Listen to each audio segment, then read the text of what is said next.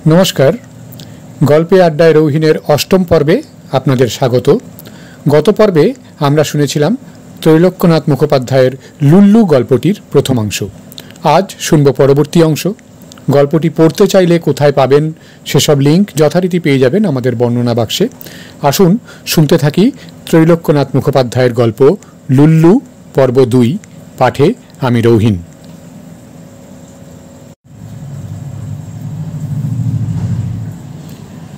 पंचम अध्याय घ्याघो।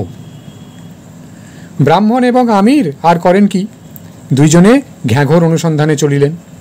जाइते जाइते सेई माठे गिया उपस्थित हइलेन। कूपेर धारे गिया घ्याघोके डाकिते लागिलेन। ब्राह्मण डाकिलेन, घ्याघो महाराज, घ्याघो बाबू घरे आछेन। मुसलमान डाकिलेन, घ्याघो साहेब बाड़ी आछेन। डाकिया डाकिया दुइजनेरई गला भांगिया गेल। तबुओ घ्याघो कूप हईते बाहिर हইল ना, उत्तर पर्यन्त दिल ना। दुइजने तखन भाबिलेन, ए तो बड़ई विपद, एर आबार उपाय कि करा जाय। ब्राह्मण अनेक भाबिया चिंतिया बलिलेन, चलो आमरा ताঁতির काছে যাই। বিরস बदने दुइजने फिरिलेन। पुनराय ग्रामे आसिया दुइजने ताঁতির निकट जाइलेन। ब्राह्मण ताঁতিকে বলিলেন, भाया তোমাকে একটি উপকার করিতে হইবে। ঘ্যাঘো নামে একটি ভূত আছে, সে আমার परम बंधु। ताहार कानेर भीतर अतिशय पोका हইয়াছে, से पोका किछुतेई बाहिर हইতেছে ना। दारुण क्लेशे घ्याघो एखन एकटी कूपेर भीतर आश्रय लইয়াছে। आहार निद्रा परित्याग करिया ताहारी भीतर अवस्थिति करितेছে। डाकिले उत्तर देय ना, बाहिरेও आसे ना। मनुष्येर काने पोका हইলে अनेक कालोआतेर गाने बाहिर हইতে पारे, किन्तु भूतेर कानेर पोका तोमार गान भिन्न किछुतेई बाहिर हইবে ना। अतएव যদি তুমি একবার সেই কূপের ধারে বসিয়া একটু গান করো, তাহা হইলে বড়ই উপকৃত হইব। এ পর্যন্ত ইচ্ছা সত্ত্বে কেহ তাঁতির গান শুনে নাই। আজ তাহাকে গান গাওয়াইবার জন্য লোকে উৎসুক। এই অহংকার রাখিবার কি আর স্থান আছে? আহ্লাদে আটখানা হইয়া তাঁতি বলিল, আমি এইখানেই যাইতেছি, কাপড় পরিয়া আসি। তাঁতি কাপড় পরিয়া তৎক্ষণাৎ ঘর হইতে বাহির হইল। তিনজনে পুনরায় সেই কূপাভিমুখে চলিলেন। कूपेर धारे पहुँचिया ताँति आसन करिया गान आरम्भ करिलेन। ब्राह्मण ओ आमिर काने अंगुली दिया किंचित दूरे गिया दाड़ाइलेन। मन जखन ताँतिर गान कूपेर भीतर गिया प्रवेश करिल, तखन घ्याघो भाबिल, मनेर खेदे जल जल लइया बिरले कूपेर भीतर बसिया आछि, एखाने आज आबार एकई भीषण ब्यापार। सेकाले कबिर चितेन शुनियाओ प्राण धरिते पारितेछिलाम, ताहातेओ प्राण बाहिर हय नाई। आज जो देखितेछि महाप्राण धरफर करिया बाहिर हय। घ्याघो किन्तु तबुओ सहजे कूप हইতে बाहिर हय नाई। जखन देखिल ताँतिर गाने नितान्तई प्राण बाहिर हইয়া যায়, तखन आर करे कि, काजेई बाहिर हইতে हইल। हामागुड़ी दिया कूप हইতে बाहिर हইल। घ्याघो बेटे खेटे हार ओठा बुड़ो सुरो भूत। मनेर खेदे देह तार एतई जर्जर हইয়াছিল যে তাহার চক্ষু মুখ নাসিকা হইতে অগ্নিস্ফুলিঙ্গ নির্গত হইতেছিল। কূপ হইতে বাহির হইয়া ভূত একদিকে ঊর্ধ্বশ্বাসে পলাইবার উদ্যোগ করিতেছে, এমন সময় ব্রাহ্মণ ও আমির আসিয়া তাহার সম্মুখে দাঁড়াইলেন। ব্রাহ্মণ তাহাকে বলিলেন, ঘ্যাঘো তুমি পলাইও না, তোমার ভয় নাই। ওই দেখো তাঁতি ভায়া চুপ করিয়াছে। আর পলাইবেই বা কোথা? যেখানেই যাইবে সেইখানেই গিয়া তাঁতি ভাইয়া গান জুড়িয়া দেবেন। তার চেয়ে তোমাকে একটি কথা জিজ্ঞাসা করি, সত্য সত্য উত্তর দাও, আমরা তাঁতি ভাইয়াকে লইয়া ঘরে চলে যাই। ঘ্যাঘো ব্রাহ্মণের মুখ পানে চাহিল, আমিরের মুখ পানে চাহিল, তাঁতির মুখ পানে চাহিল। দেখিল গলা পরিষ্কার করিয়া তাঁতি আরেকটি গান আরম্ভ করিবার উদ্যোগ করিতেছে। তাহা দেখিয়াই ঘ্যাঘোর আত্মাপুরুষ শুকাইয়া যাইল। সে বলিল, আচ্ছা কি বলিবে বলো, কি জিজ্ঞাসা করিবে? ব্রাহ্মণ বলিল, লুল্লু নামক তোমাদের যে ভূত আছে, সে এই আমিরের স্ত্রীকে লইয়া গিয়াছে। কোথায় রাখিয়াছে তুমি বলিতে পারো? আর কি করিয়াই বা তাহার উদ্ধার হয়? ঘ্যাঘো বলিল, অনেক দিন ধরিয়া ঘোর দুঃখে জর্জর হইয়া আমি এই কূপের ভিতর বসিয়া আছি।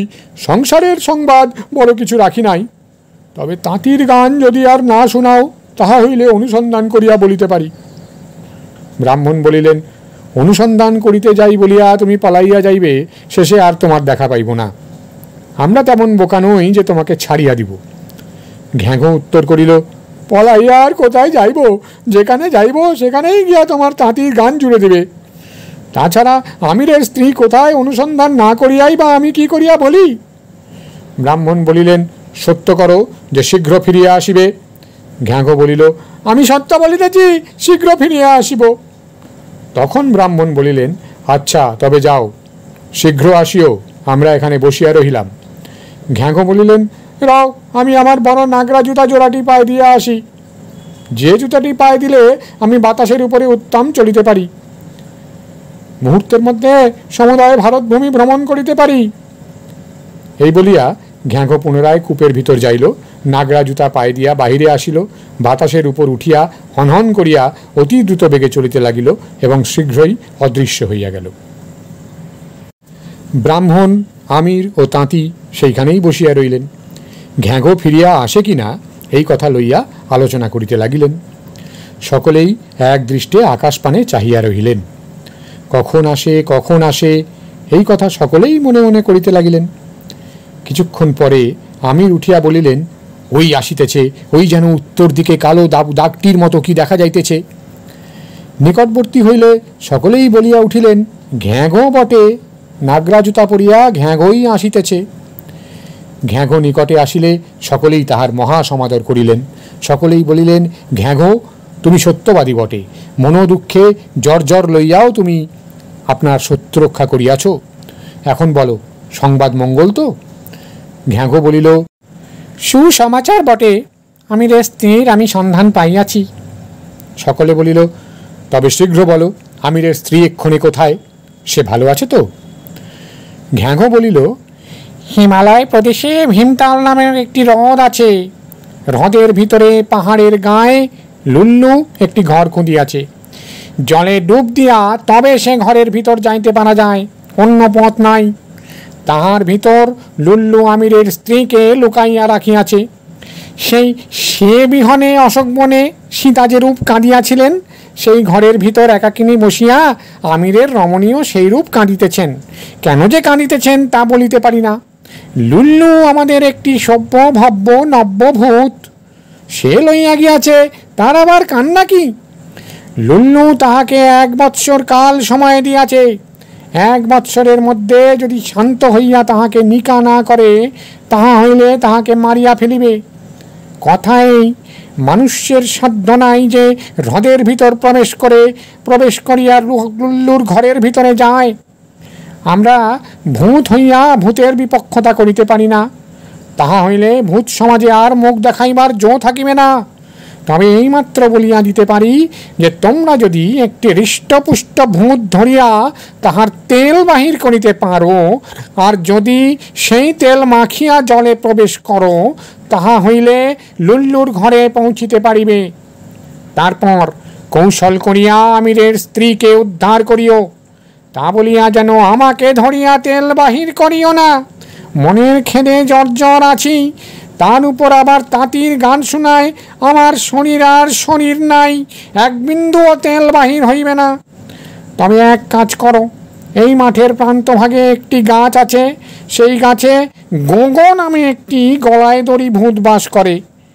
নিকটে গ্রামের লোককে গলায় দড়ি দিয়া মরিতে সে প্রবৃত্তি দিয়া থাকে। যে কেহ তাহার প্রলোভনে পতিত হয়, সেই গাছে আসিয়া গলায় দড়ি দিয়া মরে। শীঘ্র শীঘ্র মৃত্যু হইবে বলিয়া এই ভূত তখন তাহাদের পা ধরিয়া ঝুলিয়া পড়ে। তোমরা যদি এই ভূতটিকে ধরিয়া তেল বাহির করো, তাহা হইলে আমি বড়ই সন্তোষ লাভ করি, কারণ সে দুরাচার আমার পরম শত্রু। আমার যেখানে বিবাহের সম্বন্ধ হয়, সে গিয়া ভাঙচি দিয়া আসে। পেতিনী, শঙ্কচূর্ণী, চুড়েল প্রভৃতি নানা প্রকার ভূতিনীগণের সহিত আমার বিবাহের সম্বন্ধ হইয়াছিল। 2-1 স্থানে কন্যাও দেখিতে গিয়াছিলাম। কন্যা দেখিয়া মন মোহিত হইয়াছিল, কিন্তু এই দুরাচার গিয়া কন্যার পিতামাতার কাছে আমার নানা রূপ কুৎসা করে। সেজন্য দুঃখের কথা বলিব কি, ভূতগিরি করিতে করিতে বুড়া হইয়া যাইলাম, আজ পর্যন্ত আমার বিবাহ হয় নাই। সংসারে আমি আধখানা হইয়া আছি, পুরা ঘ্যাঘো হইতে পারিলাম না। আর কত লোক 10টা 20টা বিবাহ করিয়া 16 আনার চেয়ে বেশি হইয়া পড়ে। সে যাহা হোক, মনুষ্যের দ্বারা ভূত ধরা কিছু সহজ কথা নয়। সেকালের মতো এখন আর রোজা নাই যে ভূত ধরিয়া পালকির বেহারা করিবে কি গাড়িতে জুটিয়া দিবে। কৌশল করিয়া ধরিও। বিবাহের কথা মনে করিয়া আমার প্রাণ এখন বড়ই হু হু করিতেছে। একটা পরমার উপবতী ভূতিনীর সঙ্গে আমার বিবাহের কথা হইয়াছিল। তাহার রূপের কথা আর বলিব কি? তাহার নাকটি দেখিয়াই আমার মন একেবারে মুগ্ধ হইয়াছিল। ওহো নাকেশ্বরী, তোমাকে না দেখিয়া প্রাণ যে আর ধরিতে পারি না। একবার তোমার ছবিখানি দেখিয়া প্রাণ শান্ত করি। আমিও দেখি, তোমরাও দেখো, দেখিয়া চক্ষু জোড়াও। 6ঠ অধ্যায় ভূতের তেল। নাকেশ্বরীর ছবি দেখিয়া ঘ্যাঘোর প্রাণ কিঞ্চিত শান্ত হইল। সে একে একে সকলের করমর্দন করিয়া প্রস্থান করিল। তখন আমির ব্রাহ্মণ ও তাঁতিকে বলিলেন, আপনাদিগকে আমি অনেক কষ্ট দিয়াছি। ঘর সংসার ছাড়িয়া আপনারা আমার সঙ্গে ঘুরিতেছেন, আর আপনাদিগকে আমি ক্লেশ দিতে ইচ্ছা করি না। আপনারা বাটি ফিরিয়া যান, আমার কপালে যাহা আছে তাহা হইবে।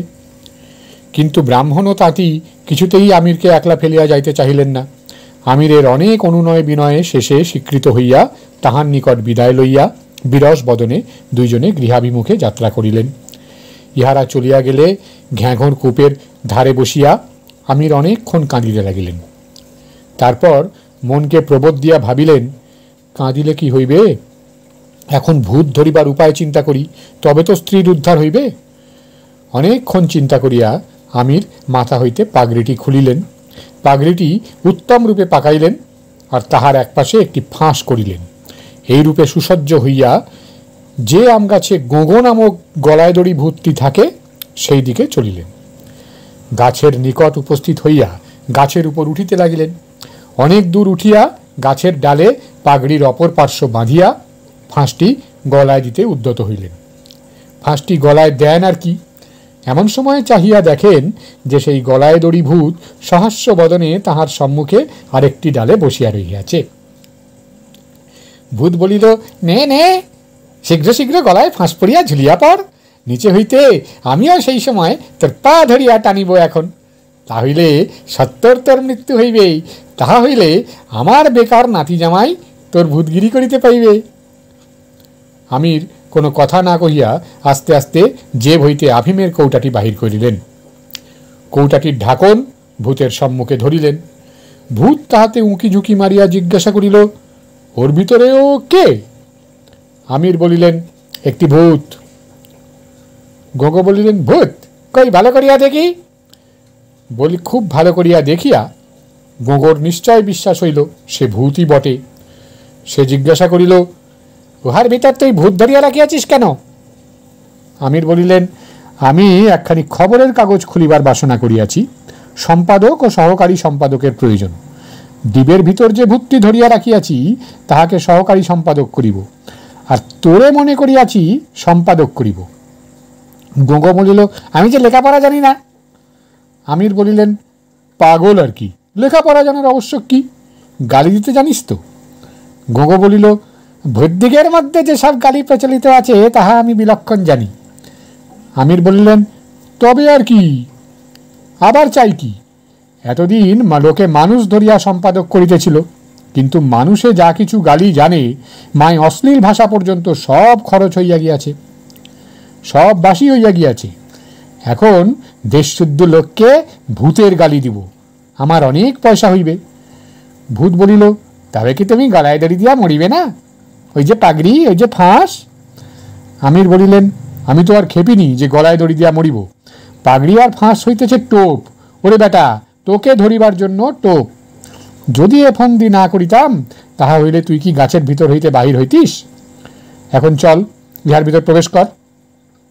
এই বলিয়া আমির তাহাকে চণ্ডুর নলটি দেখাইলেন। ভূত জিজ্ঞাসা করিল, ও আবার কি? আমির বলিলেন, ইহার নাম বাম্বু। নে, শীঘ্র ইহার ভিতর প্রবেশ কর। ভূত ইতস্তত করিতেছে দেখিয়া আমির টেকটি বাহির করিয়া বলিলেন, দেখিতেছিস? ভূত জিজ্ঞাসা করিল, ও আবার কি? আমির বলিলেন, এর নাম আটখিল্লে, সাধু ভাষায় ইহাকে থক বলে। নলের ভিতরে যদি না প্রবেশ করিস, তাহা হইলে ইহা দিয়া তোর চক্ষু উপাড়িয়া লইব। বাস্তবিক থকটি তখন যেরূপ চকচক করিতে লাগিল, তাহাতে বোধ হইল যেন সে আজন্মকাল ভূতের চক্ষু তুলিয়া আসিতেছে, যেন ভূতের চক্ষু না তুলিয়া থক কখনো জলগ্রহণ করে না। আর যেন আমির যদি নাও প্রাণ, তো থক নিজেই গিয়া সেই মুহূর্তে ভূতের চক্ষু তুলিয়া ফেলিবে। টেকর এই প্রকট মূর্তি দেখিয়া ভূত বড়ই ভয় পাইল। ভয় তাহার সর্বশরীর থরথর করিয়া কাঁপিতে লাগিল। মনে করিল, কাজ নাই বাপু, পরের চাকরি করিয়া এডিটারি করিয়া না হয় খাইব, তা বলিয়া অন্ধ হইয়া থাকিতে তো পারিব না। এই ভাবিয়া সে আপনার কলেবর হ্রাস করিল আর সুরসুর করিয়া নলের ভিতর প্রবেশ করিল। নলের ছিদ্রে ভালো করিয়া শোলা আঁটিয়া দিয়া আমির গাছ হইতে নামিয়া আসিলেন। আমিরের মনে এখন কিঞ্চিত স্ফূর্তির উদয় হইল। শীষ দিতে দিতে তিনি গ্রামাভিমুখে চলিলেন। গ্রামে উপস্থিত হইয়া লোককে জিজ্ঞাসা করিলেন, তোমাদের এ গ্রামে কলুর বাড়ি আছে? লোকে বলিল, হ্যাঁ আছে। কলুর বাড়িতে উপস্থিত হইয়া আমির কলুকে বলিলেন, কলু ভাইয়া, আমার একটি বিশেষ উপকার করিতে হইবে। এই বাঁশের নলটির ভিতর আমি একটি ভূত ধরিয়া আনিয়াছি। যদি অনুগ্রহ করিয়া সেই ভূতটিকে ঘানিতে মারিয়া তেল বাহির করিয়া দেন, তাহা হইলে আমার বড়ই উপকার হয়। কলু বলিল, তার আটক কি, এখনই দিব। তিল, সরিষা, তিসি, পোস্ত কত কি পিষিয়া তেল বাহির করিলাম, আজ একটু ভূতের তেল বাহির করিয়া দিব, সে আর কি বড় কথা। কই, লইয়া এসো। দুইজনে ঘানি গাছের কাছে গেলেন।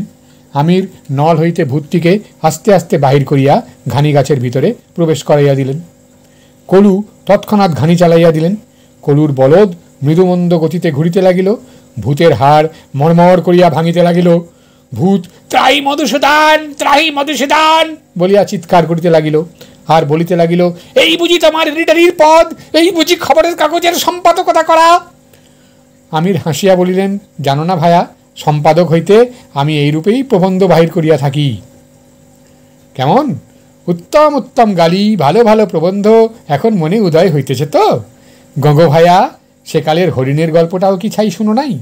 যাহাতে কথা আছে, ওহে ভাই শশধর, আগে এ দায় তো তর, তারপরে কাম কর আর না কর। ঘানি হইতে ক্রমে টপটপ টপটপ করিয়া তেল পড়িতে লাগিল। প্রায় এক শিশি তেল প্রস্তুত হইল। তখন ভূতের দেহ একেবারে তেল শূন্য শুষ্ক হইয়া গেল। তখন বলদ থামিল, ঘানি গাছ আর ঘুরিল না। আমির সেই ছোবড়ারূপ ভূতকে বাহির করিয়া ছাড়িয়া দিলেন। বলা বাহুল্য যে ভূত না হইয়া যদি মানুষ হইত, তাহা হইলে কোন কালে মরিয়া যাইত। সপ্তম অধ্যায়, উদ্দেশ। তেলের শিশিটি পকেটে লইয়া আমির পুনর্বার চলিলেন। যাইতে যাইতে কত পথ চলিয়া অবশেষে হিমালয়ের তলভাগে গিয়া উপস্থিত হইলেন। হিমালয়ের উপর উঠিয়া কত চড়াই উতরাইয়ের পর ভীমতাল দেখিতে পাইলেন। ভীমতালের চারিদিকে ঘুরিয়া ঘ্যাঘো যেরূপ নির্দেশ করিয়াছিল, সেই স্থানটিতে গিয়া বসিলেন। জানিলেন এই স্থানটিতে ডুব মারিতে হইবে, ইহার নিচেতেই লুল্লুর ঘর। সেই স্থানে বসিয়া শিশিটি বাহির করিয়া উত্তম রূপে সর্বশরীরে ভূতের তেল মর্দন করিলেন। তেল মাখিয়া তাহার শরীরে যে কেবল আসুরিক বল হইল তাহা নহে, দেহ এত লঘু হইল যেন তিনি পাখির মতন উড়িতে পারেন। তেল মাখা হইলে উঠিয়া দাঁড়াইলেন আর বিসমিল্লা বলিয়া জলে ঝাঁপ দিলেন। জলে ডুব মারিয়া ক্রমেই নিচে যাইতে লাগিলেন। পাতাল পর্যন্ত অত দূর যাইতে হয় নাই, কিন্তু অনেক অনেক দূর গিয়া পাহাড়ের গায়ে একটি ছিদ্র দেখিতে পাইলেন। সেই ছিদ্রের ভিতর প্রবেশ করিতেই একেবারে শুষ্ক ভূমিতে পদার্পণ করিলেন। সেখানে আলোর অভাব ছিল না, উত্তম দিনের আলো ছিল। কিঞ্চিত অগ্রসর হইয়া বাসস্থানের মতো পাহাড়ের গায়ে অনেকগুলি গর্ত দেখিতে পাইলেন, কিন্তু কি মনুষ্য কি ভূত কাহাকেও দেখিতে পাইলেন না। মনে মনে ভাবিলেন, এখনো দিন রহিয়াছে, এত প্রকাশ্যভাবে এখানে বিচরণ করা ভালো নয়, রাত্রি হইলে সকল সন্ধান লইব। এই মনে করিয়া একটি ছোট গর্তে লুকাইয়া রহিলেন। জলে ডুব দিয়া যে শুষ্ক ঘরের ভেতর প্রবেশ করা যায়, এ কথা শুনিয়া কেহ যেন অবাক হইবেন না। লোকে পাছে ভাবেন যে আমি যাহা লিখিতেছি তাহা অলিক গল্প কথা, সেজন্য আমাকে ঐতিহাসিক প্রমাণ দিতে হইল। আকবরের সময় একজন মিস্ত্রি লাহোরে এরূপ একটি ঘর নির্মাণ করিয়াছিল যে নিকটস্থ একটি জলাশয়ের জলে ডুব না দিয়ে সে ঘরে যাইবার আর অন্য কোনো পথ ছিল না। আগ্রাতে জাহাঙ্গীর বাদশাও এইরূপ একটি ঘর দেখিয়াছিলেন। ওয়াকিয়াতি জাহাঙ্গীরি নামক পুস্তকে জাহাঙ্গীর লিখেছেন, আমার পিতার সময় লাহোর নগরে যেরূপ একটি জলগৃহ নির্মিত হইয়াছিল সেইরূপ একটু জলগৃহ দেখিতে রবিবার দিন হাকিম আলীর বাটিতে গিয়াছিলাম। আমার সহিত কতগুলি পারিষদও ছিল, যাহারা এইরূপ গৃহ কখনো দেখে নাই। জলাশয়টি দীর্ঘে প্রস্থে প্রায় 6 গজ। ইহার পাশে একটি কামরা, তাহাতে উত্তম রূপ আলো ছিল এবং যাহার ভিতর যাইতে হইলে এই জলের ভিতর দিয়া ভিন্ন অন্য কোনো পথ ছিল না। কিন্তু আশ্চর্যের বিষয় যে এই কামরায় এক বিন্দুও জল প্রবেশ করিতে পারে না। কামরায় 10-12 জন লোক বসিতে পারে। ইহার ভিতর হাকিম আমাকে টাকা ও বহুমূল্য দ্রব্যাদি উপঢৌকন দিলেন। কামরা দেখিয়া আমি বাটি ফিরিয়া আসিলাম। হাকিমকে পুরস্কার স্বরূপ 2000 পদে নিযুক্ত করিলাম। এক্ষণে ইতিহাস দ্বারাও গল্পটি সত্য বলিয়া প্রমাণ হইল। পৃথিবীতে যে কত অদ্ভুত বিষয় আছে তাহা শুনিলে অবাক হইতে হয়। আমির পাহাড়ের গর্তে লুকাইয়া রহিলেন। ক্রমে সন্ধ্যা হইল। যখন কতক রাত্রি গত হইয়া গেল তখন সেই গিরিগহ্বরে সহসা তুমুল ঝড় উঠিল। কিয়ৎক্ষণ জলের ভিতরেও ভয়ানক শব্দ হইতে লাগিল। আমির কান পাতিয়া শুনিলেন কে যেন জল ফুঁড়িয়া উপরে যাইতেছে। ভাবিলেন রাত্রি হইয়াছে, এইবার ভূত বুঝি চড়িতে যাইতেছে। যখন পুনরায় সে স্থান নিঃশব্দ হইল তখন আমির আস্তে আস্তে গর্ত হইতে বাহির হইলেন। অতি সাবধানে এ ঘর সে ঘর, অর্থাৎ কিনা এ গর্ত সে গর্ত খুঁজিতে লাগিলেন। খুঁজিতে খুঁজিতে অতি দূরে একটি সামান্য আলো তাহার নয়নগোচর হইল। সেই দিকপানে গিয়া দেখিলেন অপেক্ষাকৃত এক বৃহৎ ঘরের ভিতর এক প্রদীপ মিটমিট করিয়া জ্বলিতেছে। সেই প্রদীপের কাছে গালে হাত দিয়া মস্তক অবনত করিয়া এক মলিন বসনা বিরস বদনা ললনা বসিয়া রহিয়াছেন। কিঞ্চিত অগ্রসর হইয়া আমির চিনিতে পারিলেন যে এই রমণী তাহার স্ত্রী। স্ত্রীকে দেখিয়া তাহার বক্ষস্থলে যেন হাতুড়ির ঘা পড়িতে লাগিল। এমনই হৃদয়ের আবেগ উপস্থিত হইল যে মনে করিলেন এক্ষুনি দৌড়াইয়া গিয়া ধরি আর বলি, প্রিয়তমে জানি, আর ভয় নাই, আমি আসিয়াছি, আমি তোমার আমির আসিয়াছি। কিন্তু আপনাকে সংবরণ করিলেন, মনে করিলেন ভয় নাই কিসে, এখনও তো আমরা ভূতের হাতে, এখনও তো স্ত্রীকে উদ্ধার করিতে পারি নাই। স্ত্রীর দেখিতেছি শীর্ণ দেহ, মলিন মুখ, বোধহয় আহার নিদ্রা পরিত্যাগ করিয়াছে। একেবারে দেখা দেওয়া যাইবে না, আমি যে এখানে আসিয়াছি ক্রমে জানিতে দিব। এই ভাবিয়া কিছুক্ষণের নিমিত্ত আমির একটু অন্তরালে দাঁড়াইয়া রহিলেন। আমির রমণী কাঁদিতেছিলেন। অবিরল ধারায় অশ্রুস্রোত তাহার নয়ন যুগল হইতে বহিতেছিল। মাঝে মাঝে দীর্ঘ নিঃশ্বাস ফেলিতেছিলেন, এক একবার চক্ষু মুছিতেছিলেন, কখনো কখনো অপরিস্ফুট ভাষায় খেদোক্তিও করিতেছিলেন। বলিতেছিলেন, হায় আমার দশা কি হইল, শয়তানের হাতে পড়িয়া আমার জাতি কুল সকলই মজিতে বসিল। ধর্ম বিনা স্ত্রীলোকের আর পৃথিবীতে আছে কি? ভূতি হোক আর শয়তানি হোক, এ ধর্ম আমি তাহাকে কখনোই বিনাশ করিতে দিব না। সে দুর্বৃত্ত অঙ্গীকার করিয়াছে 1 বৎসর কাল আমাকে কিছু বলিবে না। এই 1 বৎসরের মধ্যে দুর্বলের বল, নিঃসহার সহায়, ঈশ্বর কি আমাকে পাপিষ্ঠের হাত হইতে মুক্ত করিবেন না? আমির, আমির, একবার আসিয়া দেখো আমার কি দশা হইয়াছে। আমির আস্তে আস্তে বলিলেন, ভয় নাই, ঈশ্বর তোমার প্রতি কৃপা করিয়াছেন, আমি আসিয়াছি। আমির রমণী চমকিত হইয়া মুখ তুলিলেন। চক্ষুদ্বয় তখন তাহার জলে প্লাবিত ছিল, কিছুই দেখিতে পাইলেন না। ভাবিলেন মনের ভ্রান্তিবশতই তিনি এরূপ শব্দ শুনিলেন।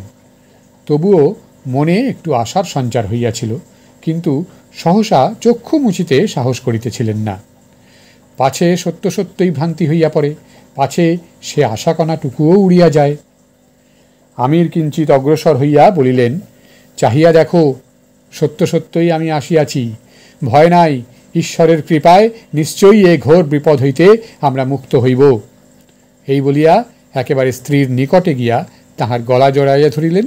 স্ত্রীও তাহার গলা ধরিলেন। এইভাবে বসিয়া দুইজনে অনেকক্ষণে নীরবে কাঁদিতে লাগিলেন। তাহার পর আমির চক্ষু মুছিয়া কহিলেন, আর কাঁদিও না, এখন এখানকার সকল কথা আমাকে বলো। প্রথমে আমাকে বলো, ভূত তোমাকে কি করিয়া ধরিয়া আনিল?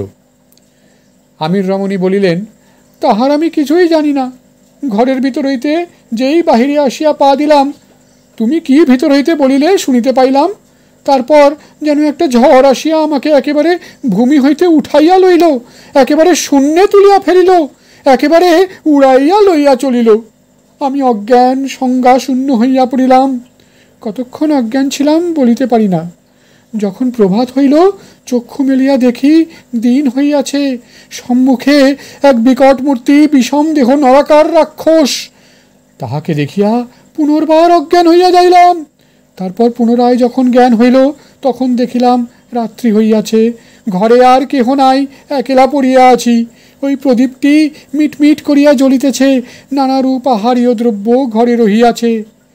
আমি কিন্তু কিছুই খাইলাম না, মনে করিলাম অনাহারে প্রাণত্যাগ করিব। তাহার পরদিবস প্রাতঃকালে সেই বিকট মূর্তি আবার আমার কাছে আসিল। এবার আমি তাহাকে দেখিয়া অজ্ঞান হই নাই, বড়ই ভয় হইয়াছিল সত্য, অজ্ঞান হইবার উপক্রম হইয়াছিল সত্য, কিন্তু সাহস করিয়া বুক বাঁধিয়া দাঁড়াইলাম। মনে করিলাম শুনিতে হইবে সে কে, আর কেনই বা আমাকে এখানে লইয়া আসিয়াছে। সেই বিকট মূর্তি আমার নিকট আসিয়া বলিল, সুন্দরী, এক্ষণে তুমি আর আমিরের রমণী নাও, এক্ষণে তুমি আমার গৃহিণী। তোমার স্বামী নিজে আমাকে দান করিয়াছে। এখন আমার এই সমুদয় ঘরকন্যা তোমার। অনুমতি হইলে এক্ষণেই আমাদের কাজীকে ডাকিয়া আনি, তিনি আমার সহিত তোমার নিকা দিয়া দেবেন। সাহসের উপর ভর করিয়া আমি বলিলাম, তুমি কে? স্বামী আমায় তোমাকে কি করিয়া দিলেন? সে বলিল, আমি ভূত, আমার নাম লুল্লু। আমি সামান্য ভূত নই, আমি একজন সভ্য ভব্য নব্যভূত। আর এই ধন সম্পত্তি, এ গিরিগহ্বর আমার। আমি দুঃখীরাম চণ্ডালের ভূতগিরি করিতেছি। ভূত সমাজে আমি অতি প্রবল প্রক্রান্ত বলিয়া পরিচিত।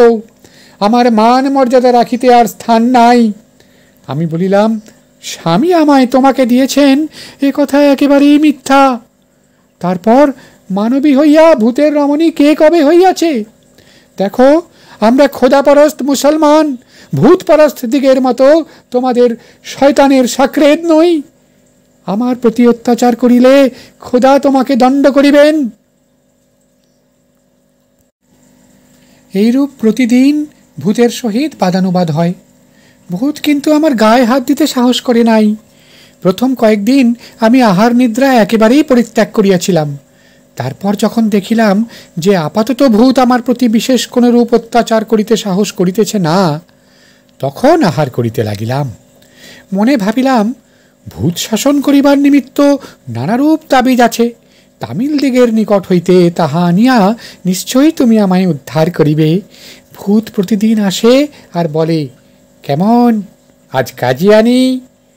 প্রতিদিন দেখিয়া দেখিয়া এখন তাহাকে দেখিলে আর আমার বড় ভয় হয় না। পূর্বেকার চেয়ে মনে সাহসও অনেক হইয়াছে।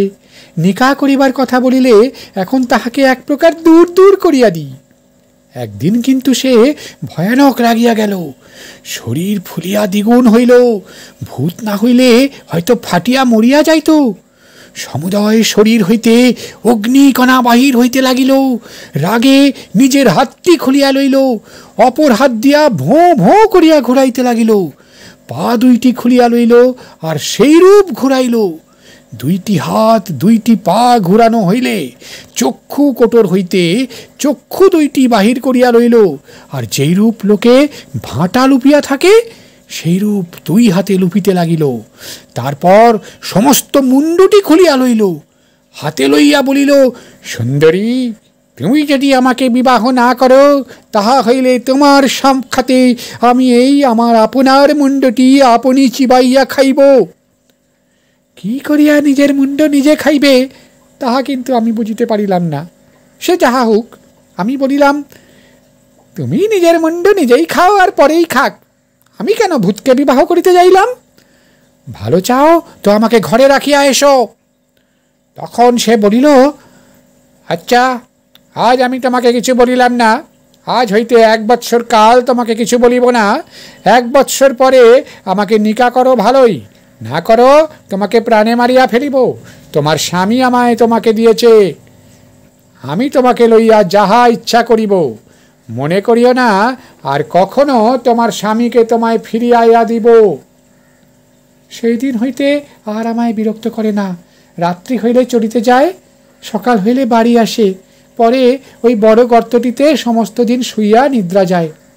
মেঘ গর্জনের ন্যায় নাক ডাকিবার শব্দ শুনিতে পাই, আমার কাছে বড় আসে না। কেবল 3-4 দিন অন্তর একবার আসিয়া আহারীয় সামগ্রী দিয়া যায় আর জিজ্ঞাসা করে, কেমন, এখন তোমার মন শান্ত হইয়াছে তো, কাজী আনিব কি?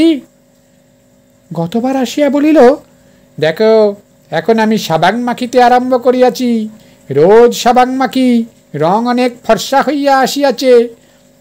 আর কিছুদিন পরে লোকে আমাকে আর চিনিতে পারিবে না, যেখানে যাইব সকলে বলিবে, এ লুল্লু নয়, এ সাহেব ভূত, কোনো লাডের ছেলে হইবে।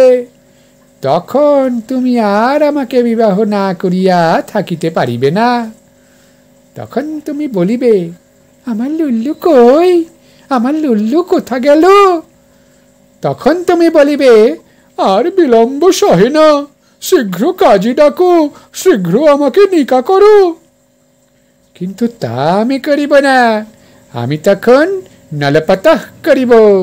নিকা করিবার জন্য তুমি আমার সাধ্য সাধনা করিবে, তা দেখিয়া আমি বড়ই সন্তোষ লাভ করিব। মনে করিব এ আমাকে বড়ই ভালোবাসে, আমি ইহার জীবন সর্বস্ব। সকল ভূতেই বলে যে লুল্লু সভ্য ভব্য নব্যভূত। আমি আর আমার গেঁটে দাদা দুজনেই সভ্য ভব্য নব্য। দেখিতে পাও তো, ভোর না হইলে কখনো আমি বাড়ি আসি না। যাই, এখন সাবান মাখিগে। এই কথা বলিয়া সে চলিয়া গিয়াছে, 2-1 দিনের মধ্যে বোধহয় আবার আসিবে। আমির জিজ্ঞাসা করিলেন, ইহা কি ভূতের মেস না মুফলিসের বাড়ি?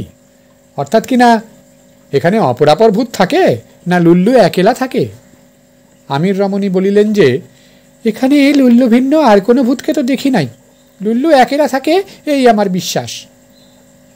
আমির বলিলেন, এখন সকল কথা বুঝিলাম, ঈশ্বর আমাদের প্রতি কৃপা করিবেন, কিন্তু কি রূপে যে বিপদ হইতে উদ্ধার হইব তাহা জানি না। আপাতত আমার বড়ই ক্ষুধা পাইয়াছে, যদি কিছু খাবার থাকে তাহা হইলে আমাকে দাও।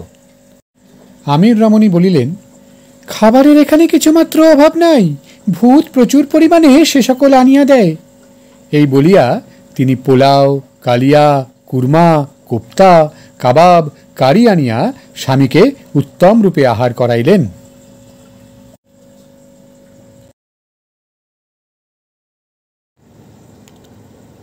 শুনছিলেন ত্রৈলোক্যনাথ মুখোপাধ্যায়ের লুল্লু গল্পের 2য় পর্ব।